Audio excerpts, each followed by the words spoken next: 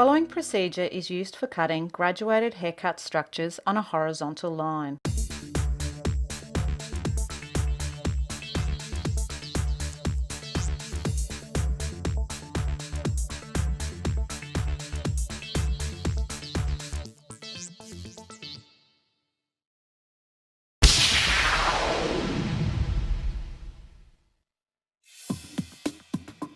Our head position will be upright.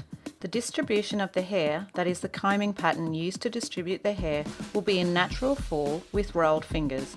The projection or the angles that the hair is held in relation to the head form while cutting can be low, 22.5 degrees, medium, 45 degrees, or high, 90 degrees.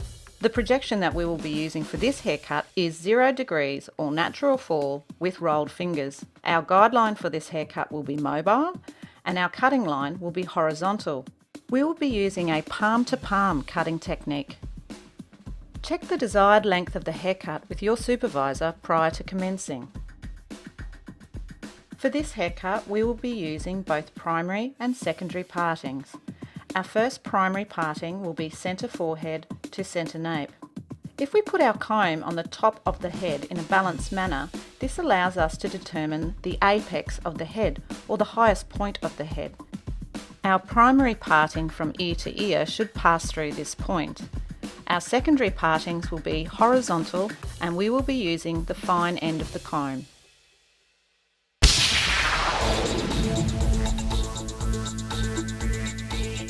We will commence our cutting procedure at the centre nape. We will be using horizontal secondary partings. Our body position should be parallel to the section of hair we are cutting. Comb the section of hair into natural fall using the fine teeth of the comb. We will be using 0 degrees projection while rolling our fingers, while using a palm-to-palm cutting technique. Check to ensure that the hair lengths on each side of the section are even before continuing to your next section. Release another centimetre section either side of the primary parting. The reason we take centimetre sections at a time is so that we don't work with too much hair that may make it difficult for us to clearly see our guideline. Evenly dampen the hair to avoid uneven shrinkage, which may result in an uneven haircut result. We will be using the previously cut section of hair as a mobile guide.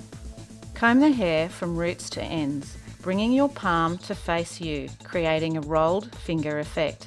This technique produces the least amount of graduation and will result in the hair gently flicking upwards. It is important to not cut past your second knuckle. One, because you may nick or cut your fingers, and secondly, because we lose tension below our second knuckle.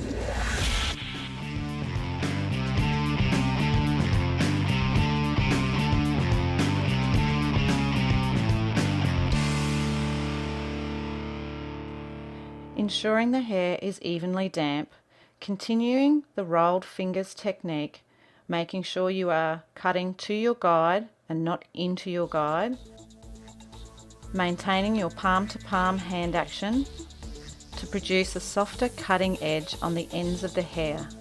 This action also increases the graduated effect. Ensure that your body position remains parallel to the section that you are cutting. Check to ensure that the lengths on each side of the section are even before continuing to your next section, releasing another centimetre of hair on either side of the primary parting. Comb the hair thoroughly to remove any tangles, ensuring that your hair is evenly dampened down. Combing the hair with the fine end of the comb, rolling your fingers, making sure that you can clearly see your guideline prior to removing the length. Ensuring that your fingers are still mirroring or are parallel to your horizontal parting. The reason our body position remains parallel to the section we are cutting is to avoid us dragging hair towards or away from us. If this occurs, we will lose our straight or horizontal cutting line, and we may end up with a curved line. Continue the same cutting procedure, taking 1 centimetre sections at a time until we reach the top of the head. As you can see, this cutting technique has encouraged the hair to gently curve or flick upwards. Release the final section at the top of the head. Distribute the hair evenly around the head prior to cutting, as this will allow the hair to sit in its natural fall. Ensure the hair is evenly dampened down. Comb your hair from roots to ends using the fine end of the comb. Take your section, rolling the fingers gently, using a palm to palm cutting technique. Remove your length. Ensure that your fingers remain parallel to the horizontal parting, making sure that you are not cutting past your second knuckle. Keeping your body position directly behind the section that you are cutting.